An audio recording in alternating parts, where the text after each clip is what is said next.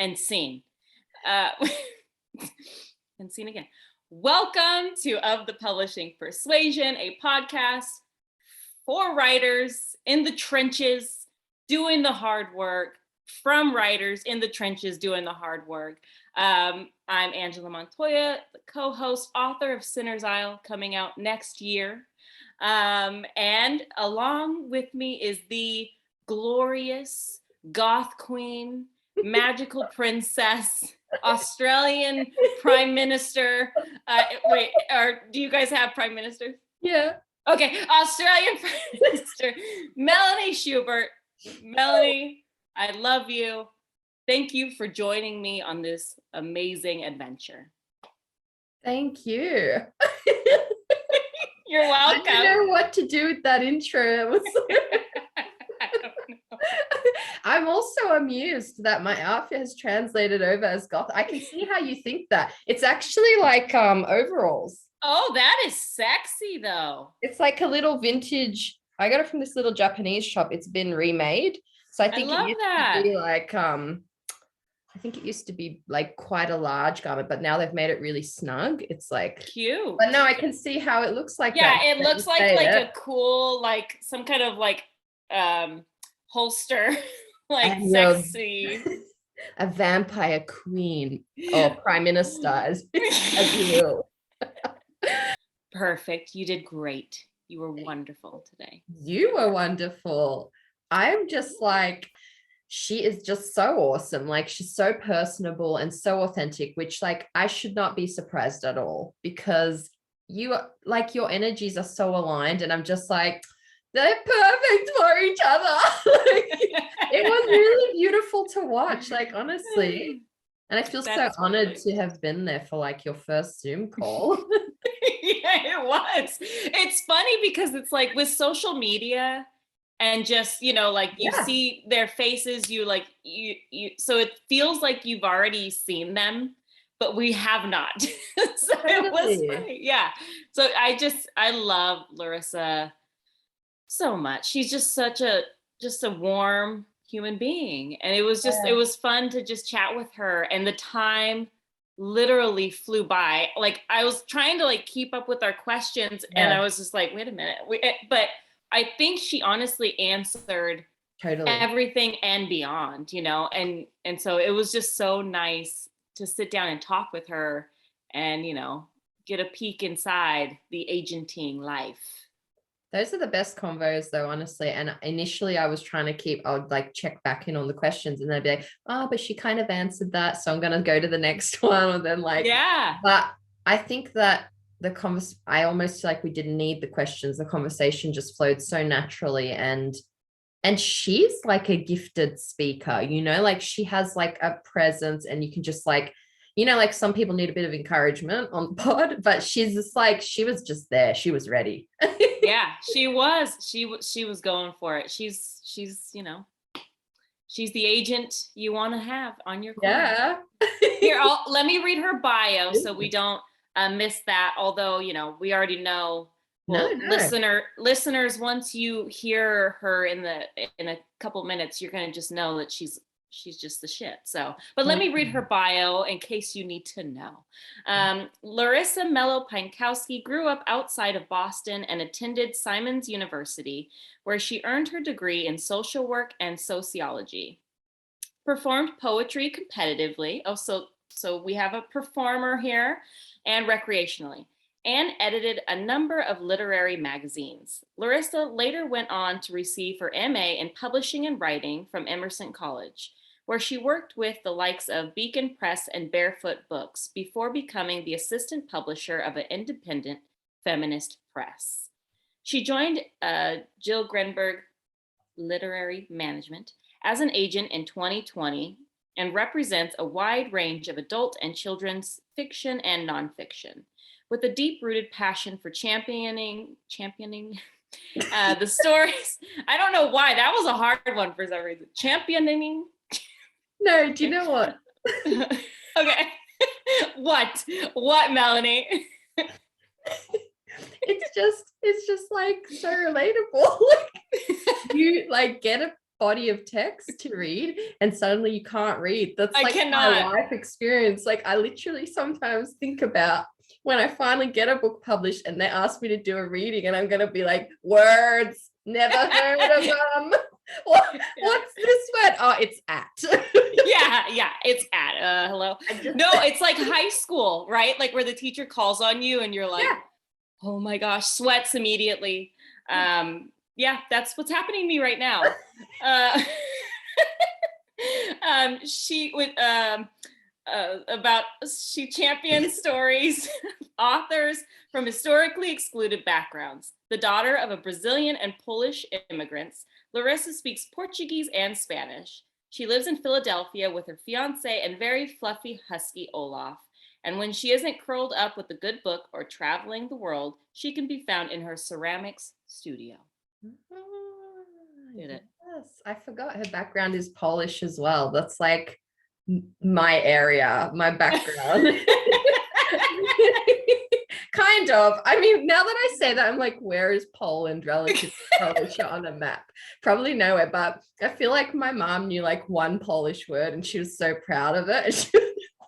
Because I think Polish is like harder than Croatian and like Serbian and whatever. That could be fake news. I can just edit that out. We should have asked Larissa, hey, where are you? Where is this on the map? And what do you think?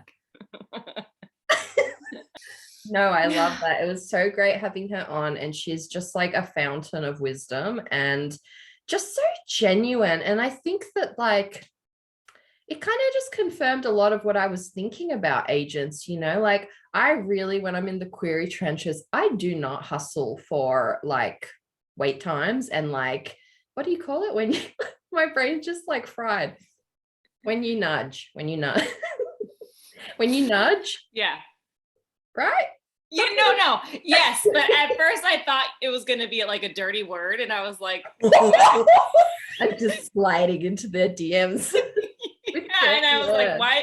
And then my head said, like, why would she say that? And then no, it wasn't even that at all. So no, like I'm a really hesitant nudger because I'm just always like, especially over the pandemic, I was just like, you know, like right now I haven't bathed and like I feel like nudging someone to read my manuscript is just like not gonna get me anywhere. I just like envision like the humanity behind it. Like she said, like they're just like real people struggling along, and you know, there's been a lot going on the last few years. You know? Yeah.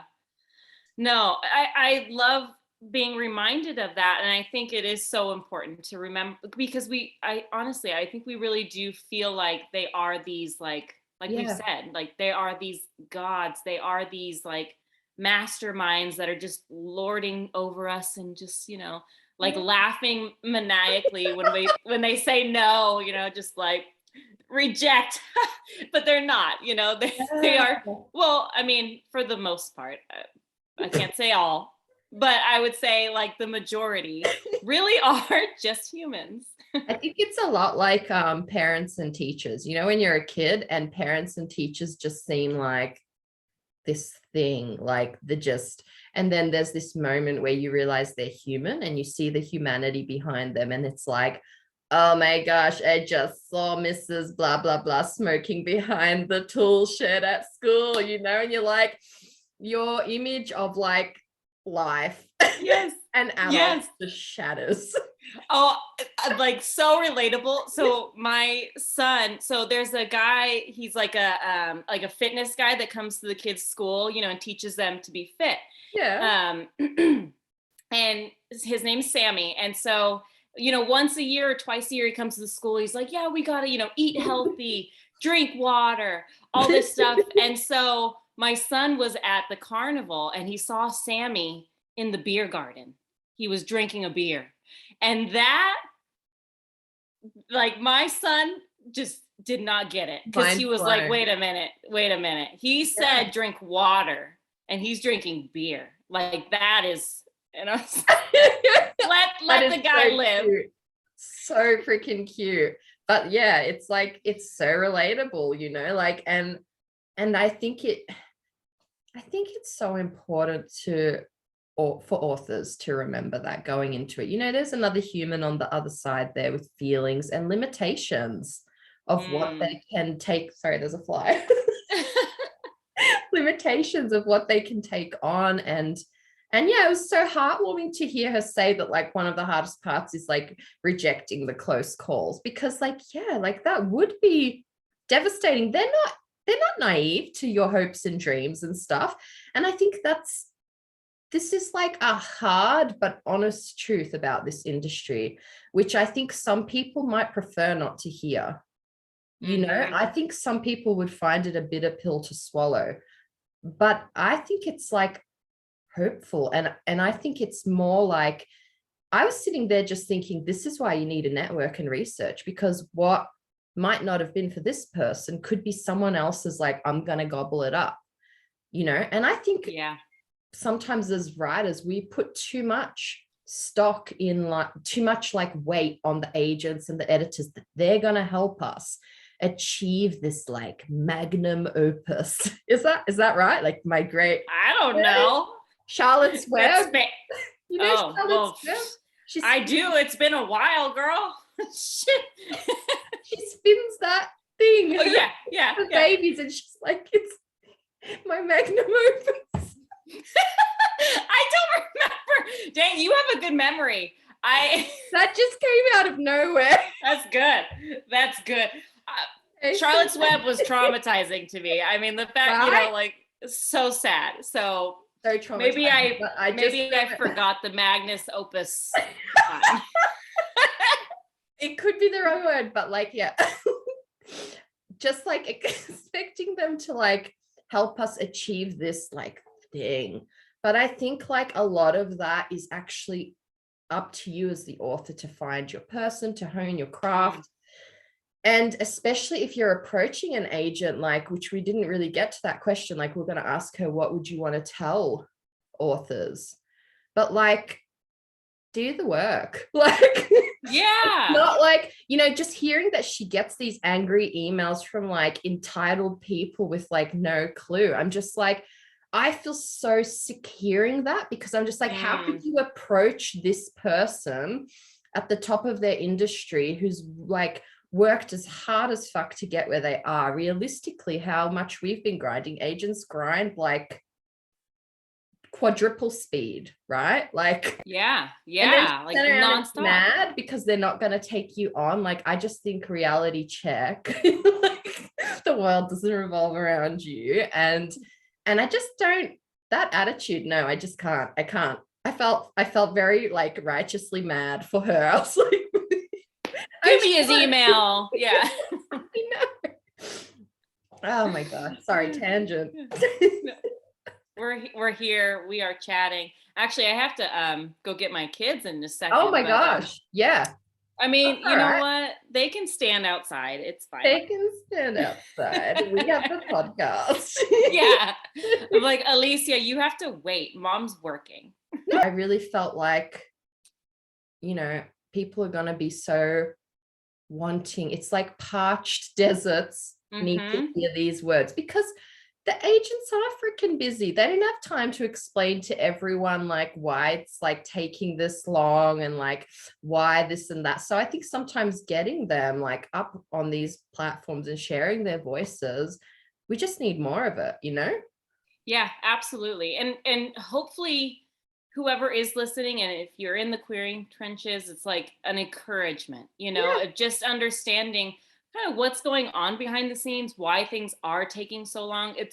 It's not because your work isn't great. It's just because there's so much happening all at any given moment. And, you know, it's going to get there. And so. Totally. And I am in the query trenches. And I'll add to that, like, this industry, it's like, it can be nothing. And then in one moment, it's like, think how long you waited for that call. Yeah. And in one moment, everything can shift and change. But it is us. It's a long haul for those moments, for the pitch wars moments, for whatever.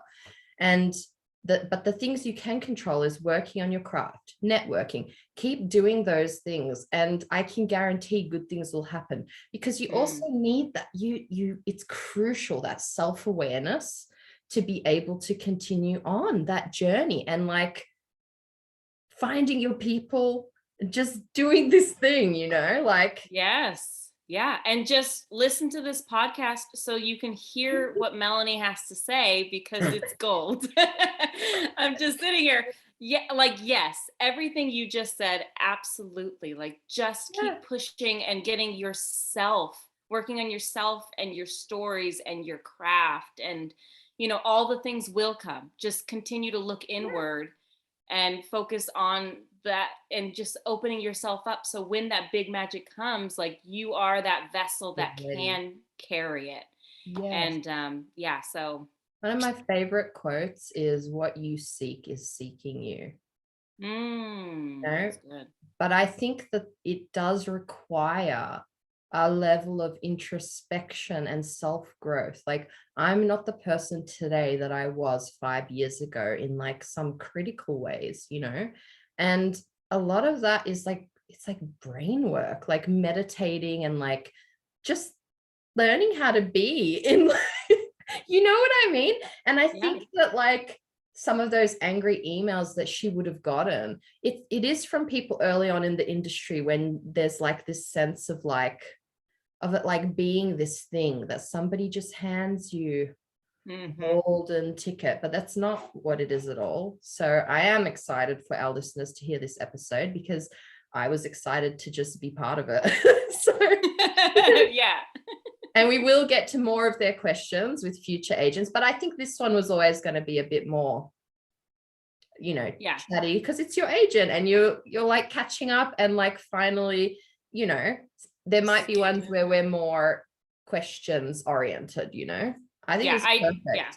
I loved it. I love this episode so much, and it just makes me appreciate and love Larissa all the more, and you, of course, Melanie. But you know, that goes without being said. Like, aw. Hello.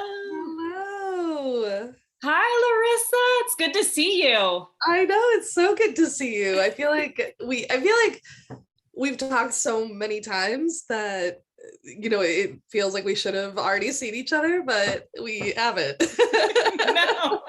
Hold on. Is this the first time you're seeing each other over Skype? Yes. It is. Yeah. I didn't know that. What a beautiful moment. I know. I get to see you. By the way, I'm Melanie. Hi, Melanie. Nice to meet you. Nice to meet you too. We have been so excited to have you on, Larissa. Like, well, just asking you was so nerve-wracking, because I was like, okay, I don't want to, you know, if she says no, it's okay. But when you said yes, I was like, oh,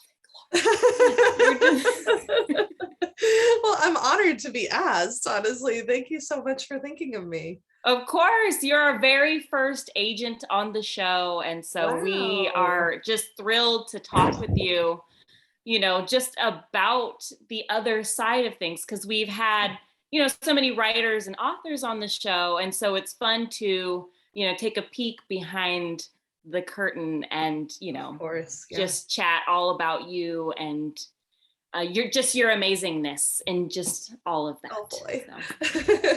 And you know, I'm going to have some questions about my girl, because she'll be too shy to ask. Oh my gosh. Yes. Let's get into it. Oh my we'll get into that later. I want to start like just right from the beginning. What made you want to become a literary agent? Oh my gosh. Okay. So, I have known for years that I wanted to work in publishing, specifically with the goal of uplifting marginalized voices, right? And seeing more books out there written by people who look like me, who don't look like me, who share characteristics of mine, who don't, just like seeing more. And I actually had never thought about being a literary agent. Like, I went through a whole master's program in publishing, still did not think about being a literary agent. And I don't know, it was just like tunnel vision. Like I really wanted to own my own press. And that was kind of like just tunnel vision. That was the goal. And little by little. So I am the assistant publisher of Daughter Press in a separate capacity, and that is a small feminist publisher based in New York. And in working with Jennifer, we actually published books represented by Jill. And so I had this kind of pre-existing relationship with Jill Grinberg. And so then when I saw that an agent position had opened up, and this is kind of like in 2019, back when we were like still kind of rosy cheeked and bushy tailed about the future. And I saw that there was an agent position, and I was like, like I mean, I love Jill and I love everything the agency does. I've never really thought about being an agent, but like, what if? And so I just kind of struck out on a limb and ended up getting the position, thankfully. But yeah, just a real, and ultimately actually landing on the most pleasant surprise of all, which is that this is exactly what I wanted to be doing. In that, like, as an agent, I am able to, I mean, I can't necessarily say eliminate a gatekeeper, because I still do act as a gatekeeper, but I at least get to sort of like soften that path, or maybe eliminate that barrier of entry for authors of color, for queer authors, trans authors, disabled authors, so on and so forth. And yeah, and so that's literally all I ever wanted to do, and I just sort of landed in it a little bit by accident, or indirectly, but yeah. I love that. That's so amazing. Much. And you know, we talk about big magic a lot, like that Liz Gilbert book, but just the big magic of things, of going towards something, but being open-minded to the other doors that may open. And I just love to hear that this kind of just like grabbed you by the hand and pulled you along, which is, I think, a lot of us feel in this industry with the areas we wind up in. Yes, absolutely. It's so funny that you actually mentioned Big Magic, because that is a book that we actually reference a lot in my household.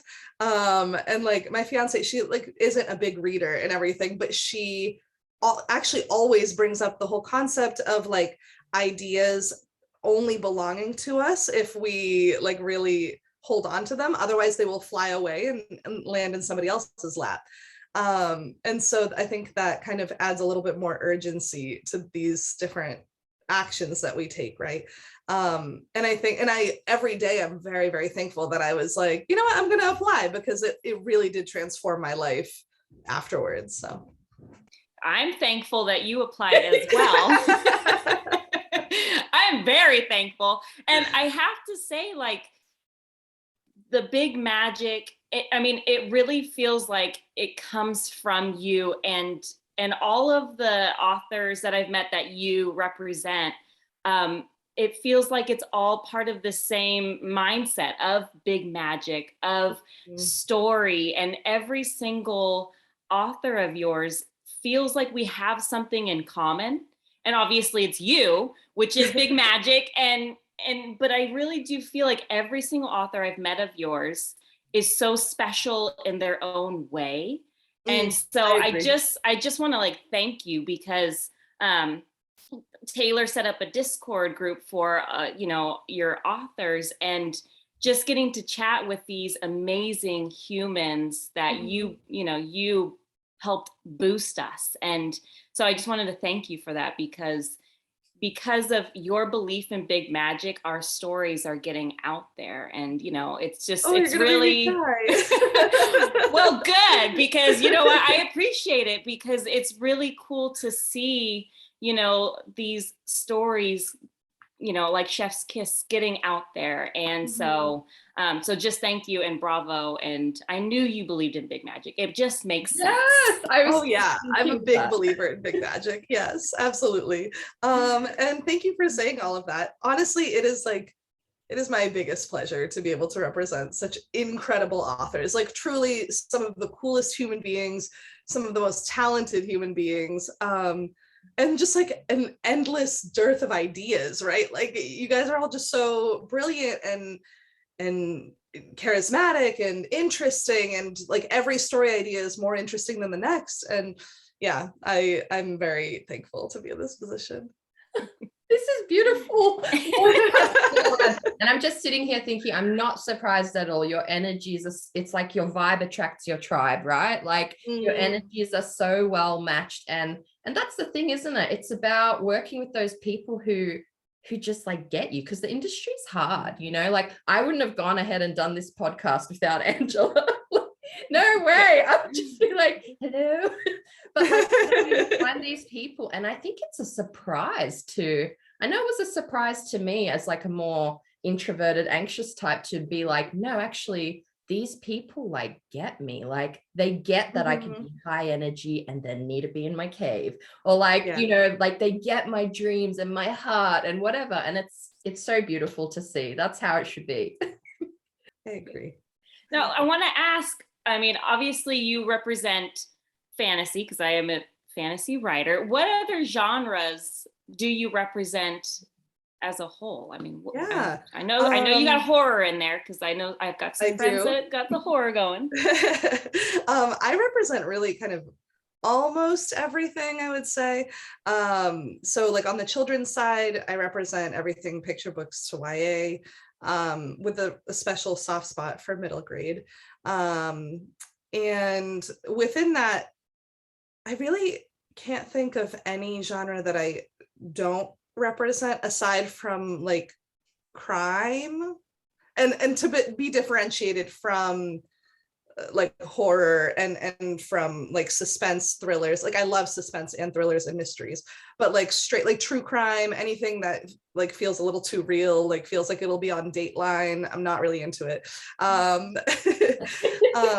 And then I think the only thing that I don't really represent after that is dystopian fiction, but I can't even say that like fully, because I feel like any of my authors could bring a dystopian fiction idea to me and I'd probably fall in love with it, just by nature of like their unique takes on it. So I'm always hesitant to be kind of like, oh, I don't do this, but it really is sort of like I run the gamut. I do, you know, romance, women's fiction, quote unquote women's fiction, gosh, everything, rom-coms, literary fiction, general upmarket, I don't know, everything. The whole shebang. You just add it all in there. Anything good. Yeah, basically, yeah. I really believe in taking on books that I would want to read. And I read pretty widely, and I always tell authors who are querying that you don't like think of the last book that you read, and did you like fall in love with, like, is it your new favorite book, or did you just like it? And you want an agent who is like, this is my new favorite book. And that's really hard to achieve, but and that could be discouraging, but I hope more authors take that as like, oh, like I'm running up against some pretty high stakes here, and not everybody's favorite book can be the same thing. But if I am able to find the agent where that like falls in love with my book in that way, then maybe I've found somebody really good to partner with. So I really believe that like you should only really work with authors whose books you're like, it's just your favorite, you know, it's your favorite thing to read. Well, and I appreciate you saying that, because it really does. I mean, I hope bring it home that it really is so subjective. You know, it's like something that is your favorite isn't going to be the next person's favorite. And so, you know, a no from you doesn't necessarily mean the book is bad. It just means that it's not your favorite. And so, and that's okay. Like it's nothing personal. It's just taste. Yeah. And what you know you can do with it, right? I mean. Yeah. And like I have had to, you know, make some pretty difficult passes, you know, and I it's probably bittersweet for authors, but it's for me to say, you know, like this was a really close call, but you know, I could read a whole manuscript and be like, this is really fun, I really like it, I want this to be a book, but I just don't feel that like gut level, like, oh my God, this is a book that I need to be working on for like probably like 8+ months, you know, etc. Like I need to love it to be able to go to bat for it in whatever shape or form. So it needs to have big magic. That's the secret. Exactly. And I love hearing that, actually. Like that random stuff that you, because like I think we're like that as consumers. Like you find yourself down a slippery slope of, yeah, I like fantasy, yeah, I like whatever reality TV, but next minute you're watching this Netflix series about like a guy who got pregnant in this world where men can, you know, conceive as well, and you're like, oh my gosh, I didn't know I needed this, but I need it. So I guess on the other end, it's cool to hear that it's just like, so what does it comes down to kind of voice, doesn't it? Like what's pulling you? Yeah, it's like, you know, it's always this kind of like difficult quality to identify, I guess, or to, because so many authors ask, you know, like, so like, what is it? Like, what is going to get my book noticed? And sometimes it's just this intangible, like, this book clicked. You know, like, yes, there are things that you can do. You can revise, and you can have CPs and beta readers that you work with. And I advise all of those things and go through multiple revisions and everything. But at the end of the day, like that voice, that like very unique, well-honed voice, that's something that comes with practice. And I think, you know, I have read many manuscripts with a really strong voice that just isn't the voice for me. But then later I see that they're signed with another agent and the book sells, and I'm like, yes, like they found their person. And it's just really special to see. So yeah, I think it is voice. It's like that intangible quality that just feels very like, this is the book I've been waiting for. That's good. I love that. Yeah. And I really appreciate that you're encouraging when you're seeing other authors that you might have passed on, you know, that are still succeeding. And it's not necessarily like, oh, I missed that one, but it's a yes, thank you. Like, great. The universe picked it up and the right thing's happening. And so I think that just like is another like testament to your like just good naturedness, like positivity. You know, it's not a negative thing where maybe for me I might be a little like spiteful, like they didn't do it, you know, they didn't choose me or whatever, but no, you're on the right side of things, where you're like, I mean, I'm not gonna lie, there have definitely been moments where I'm like, oh, I offered rep to that author and I really wish they went with me. I would have loved to, you know, sell that book or whatever, but like, you know, it just is what it is. And I can only hope that they have landed with somebody who feels all of the beautiful things that you're saying about me. I hope that they feel that way about their agent. And if they didn't feel that way about me, then like, it's good that we didn't end up together, you know? I like that take on it 100%. Yeah. It honestly sounds like I always compare it to like dating. Like it sounds a lot like finding the one, you know, that you don't have chemistry with everyone. And I think you're working so closely together. You need it. You need like your agent soulmate, right? Like, yeah, I mean, it's like a little bit like maybe dating. It's like a little mix of like dating, but also finding a therapist. Like that process too, because you don't have chemistry with everybody. And writing a book is also a little bit like therapy, right? Like it's very intimate, and it's your baby, and you want to work on it and talk about it with somebody who gets it and is not going to like murder your baby. I don't know.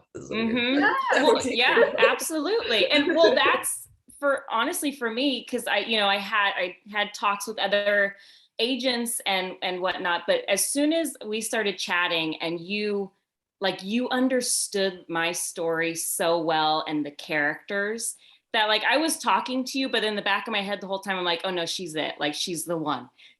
And I was trying to play it cool, which I don't know how to, but I was like trying to be cool, like, yeah, like this is great.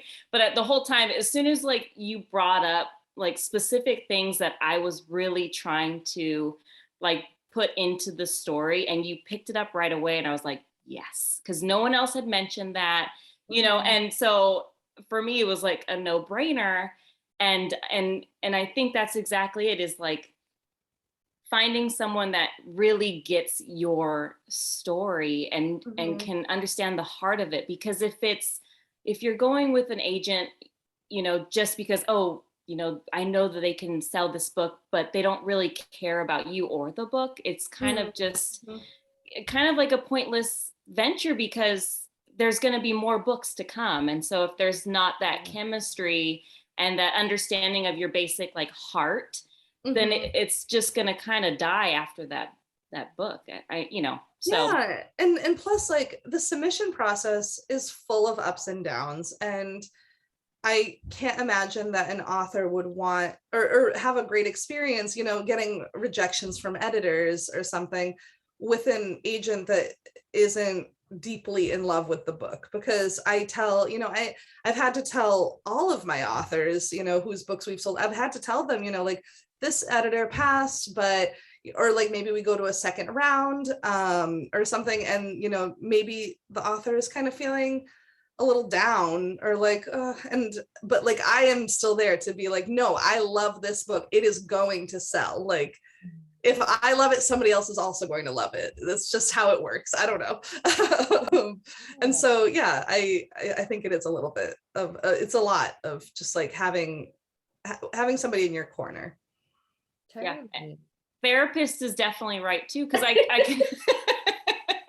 I can imagine. Well, submission is such a mentally taxing thing that like you don't really hear a lot about, because it's kind of that hush hush, like we've got the agent, don't complain about what's happening, editors might see it, whatever it is. It's like this kind of quiet thing. But knowing that you're back, you're going to bat for your authors, and just getting like little check-ins from you every once in a while, it's like you need somebody there that you can trust and that really does just want to see your book shine. And so therapy, I could actually, just a little encouragement, a little, hey, things are going okay. We're still okay over here. Yeah. It's so helpful and important. And I was just going to say, and also being somebody that's not intimidating, because I think when we think of agents or editors, they're like gods to writers, right? Like, you guys are the thing. And so you're almost scared to reach out, but it's so nice having an agent that isn't scary. So I mean, I hope I'm never scary. No, I am also very human. I have like a messy desk situation going on over here that nobody on camera is going to see. Like we're all very human. And in like a very human industry, honestly. And I think it's very easy to forget that, because there are all of these different power dynamics at play, and we can't deny those. But with hopefully the people who have the power dynamics are using them for good, or at least trying to. But yeah, the least we can do is like not be terrifying, right? Because we're all very human. No, it must get really hard on the other. I'm just listening to all the things that you have to deal with and process, and the question pops into my head: what is the hardest part for you of agenting? I wonder. Like, there's multiple, I think, equally hard bits. Like it is hard.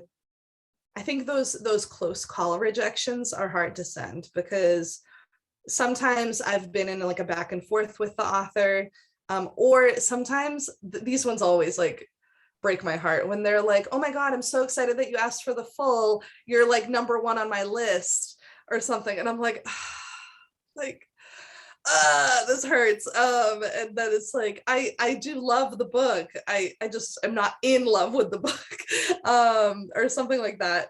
I think that's really hard. I think waiting is hard. I know authors, are like over there like biting their nails, like waiting for answers and everything, but we are too. And I am not a patient person by nature.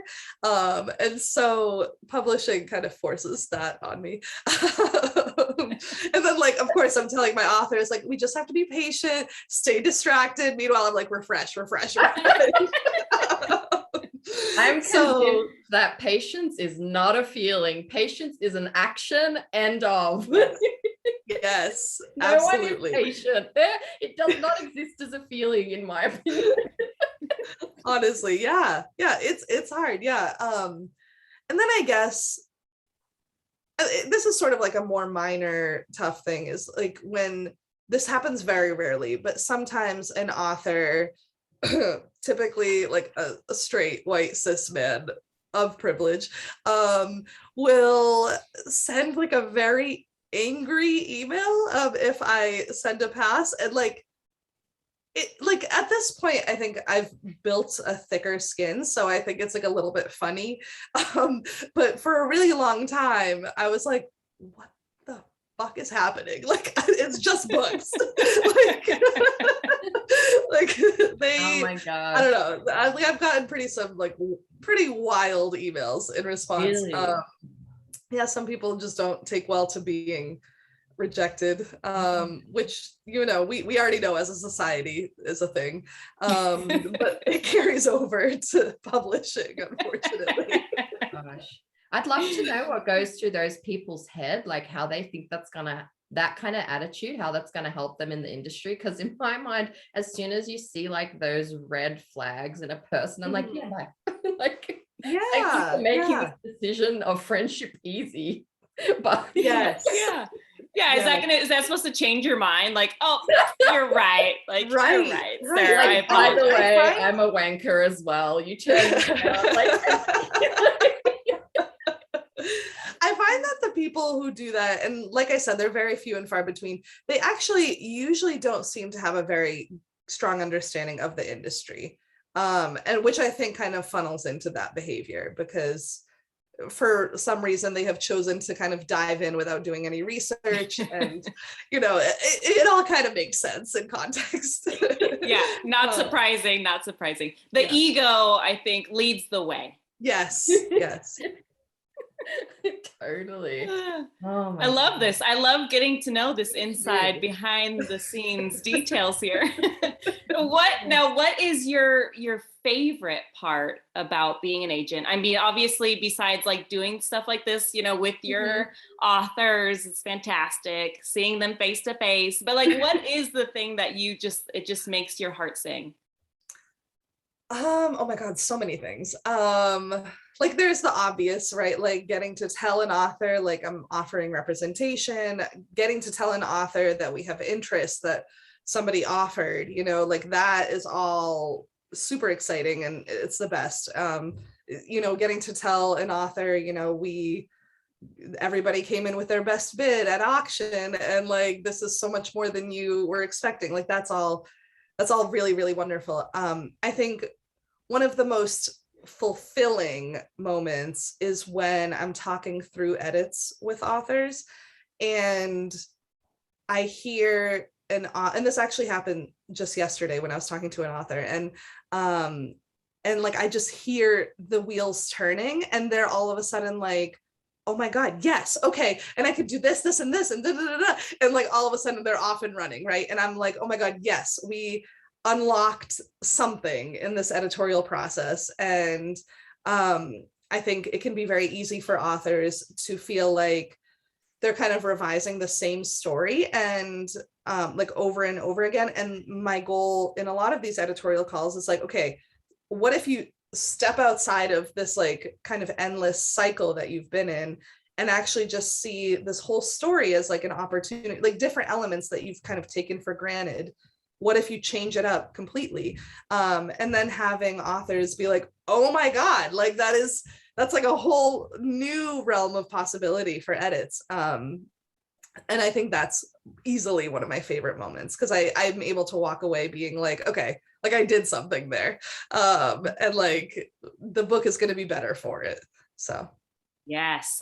We talked about this last week, Melanie and I. It was just like how the collaborative process, when you allow other people to give their opinions, especially trusted people like your agents, how magical it really can be. It's like you said, it's like, it's unlocking this little thing that you had blocked, that you shut, and so someone else bringing in something new and fresh and it just like blooming and coming to life. Like, yes. Yeah. I hear that. Yes. Yeah. Loud and clear. Now, I want to ask, I'm sure every day is so different. But what is it like, the day in the life of an agent? I mean, what are you up to? Everything? So you're right. No 2 days are the same. And that's a big reason why I love the job very much, because I have ADHD. I need constant, just like everything. I need constant entertainment, like a child. So every day is a lot of emails. There's really no same 2 days, but I would say like some constants are, you log on and there's emails, like more time sensitive emails, or there might be an author that is like low-key freaking out a little bit, and that's when I'm like, okay, time to either jump on the phone or jump on an email, and make sure everything's okay. And so like putting out small fires throughout the day, communicating with a lot of people, moving parts of the publishing process, a lot of following up with contracts, editors, publicists, anybody, everybody, and a lot of people following up with me too. I won't lie, I'm also very slow to respond sometimes, and yeah, it's really depending on where my author's books are at. It could be, how do you feel about your author's edits? Let's talk about them. Or it could be, oh wow, look at this cover draft, how do you feel? Let's brainstorm a response on how to handle this if you don't love it, or something like that. And then unfortunately, less time is spent than I would like on actually reading new queries, but a lot of the day is also that as well, is reading queries, asking for fulls ideally. Yeah, and just constant editing manuscripts and just back and forth. I don't know. It's all over the place. Amazing. I don't know how you all keep up with it all. Like, it sounds like amazing. I have an absolutely unhinged to-do list on my desk. Your to be read must be out of control. Like, oh yes, yeah, yep. Oh yeah, I know. I can't even, like, if I like just Melanie and the podcast and I like just. And we like record once a week, maybe. And I'm always like, oh, this is so much work. But it's not. It is not. And it's fun. But like, you're like, oh, I forgot I got to send this email to a potential, right. Someone we're going to interview or all these different things. And like, we are not, Melanie works hard, but I don't. And I get overwhelmed. So I can't imagine. I can't imagine. And so like, getting back to queries, do you have to like find the time, or is that something you're even doing off hours? A little bit of both. I really try not to work on the weekends. I learned the hard way that can get really out of control, and that I've just never relaxed ever. Sure. So yeah, so I really try not to work on the weekends, and I'm less good at this. I try to not work too late either during the week, but it's a work in progress. So yeah, so sometimes it's a matter of like finding time throughout the day, even for like just 5 queries, right? And then sometimes it's like, okay, I'm going to carve out this morning. It's like a quiet week. It's like a rare quiet week. So I'm just going to carve out this whole morning and like bang out a bunch. But I would really like to develop like a better system around it, so that it doesn't feel like something that I have to like get over with, and something that I can actually devote excited, enthusiastic energy to. So again, work in progress. Yeah. I say looking at like 800 queries in my inbox. Shoot. Dang. Ouch. And what would be like your top advice for querying authors? Like, is there something that you want to pass on, or something even that like stands out to you that you're just like, oh, I wish? Mm-hmm. I mean, so one thing is remembering what I said earlier about like not your book is not going to be everybody's favorite book. But also I think just like, I just want authors to remember that agents are also human beings, and like we don't get pleasure out of rejecting people. And also like we are excited about your books. Like we're excited that you've chosen us to query. We're excited that you like see a potential for a working relationship. And I like, this is kind of said everywhere, but I also like just want authors to have fun and keep writing, and whether or not they land an agent on this book, it might be the next book, and things like that. So yeah, just like a lot of like extending grace to one another and extending a lot of empathy to one another too. Totally. Yeah. I feel that.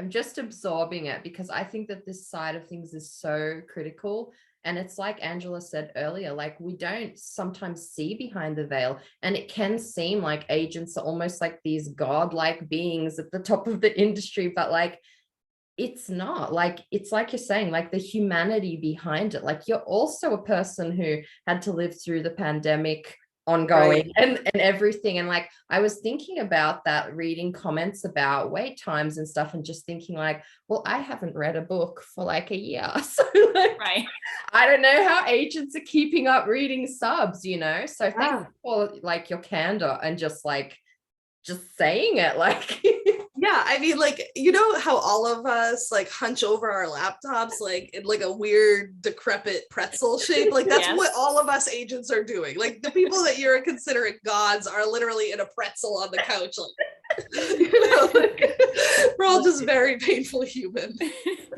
Just a bunch of gremlins. Everybody's just gremlins just hovering over. I feel that in my soul. Like, yes. Yes. Yeah. That's how we found each other, Angela. Yeah. Like two little gremlins doing pitch wars. Totally. Love it. Now, Larissa, are you open to queries still right now? I am, yes. Okay. That might change at some point during the summer so that I can catch up, but as of right now, I am still open. Yeah. Is there anything that you're like desperate to find right now that you're excited about? Yes. I really want books about books. Like I am like desperate for like, I don't care what age group, like really, or what genre. I just want like a beautiful seaside bookstore something. Like that's just what I want. I want it to be about books, and I would love for it to be by the coast, and I just want it to be like cozy and fun. And it could literally be like, I don't know, horror, like I don't know, anything. I don't care. I just want it to be a thing. So there's that. And as always, like my wish list is kind of pretty consistent, but I really want more fantasy that is not based in Western folklore. And ideally kind of like the more, I don't want to say niche because that sounds weird, but like the less seen or the less commonly told, the better. Like I really want just like all kinds of non-Western folklore and fantasy and mythology and retellings. And yeah, that's what I want. I love it. I have a feeling you're going to find some people after the show. Someone's going to come with some sort of bookie book. Oh my gosh, I'm going to be so excited. Well, I see our time is just completely evaporated. We are ticking down to the last 2 minutes. So, I mean, I just have to ask, what's your favorite part of working with Angela? Oh my gosh, my favorite part. Angela's just wonderful. Yeah. She's such a ray of sunshine.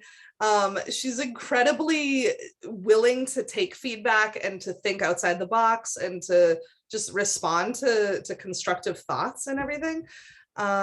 She's also just such a love. She has a warm spirit. I really only work with people who have like very warm energy. So yeah. Yeah, I believe that 100%. Not me. I mean, thank you. But I just meant like in general. Yes, I can see that. Thank you. I can totally You handled that see so that. graciously. Yeah, I handled that really well. I know. I just had to. I just love seeing the love that's there, and you're right. She does have a beautiful, warm spirit, and she's a true light in this industry, and so are you. It's been such an honor to have you on. Honestly, I do not know where the time has Thank you for having me on. This has been really wonderful. No, we literally, we appreciate it so much. And anybody that asks me about you, I'm always like, yes, query her right now. Like, she's the best. So so thank you, Larissa, just for everything you do for all of us, and just for being so kind and reminding us that agents are human. There's one thing you take away from this. Thank you guys so much for having me. I really appreciate it. Yeah, thank you. Well, have a wonderful day. Thank you. You guys too.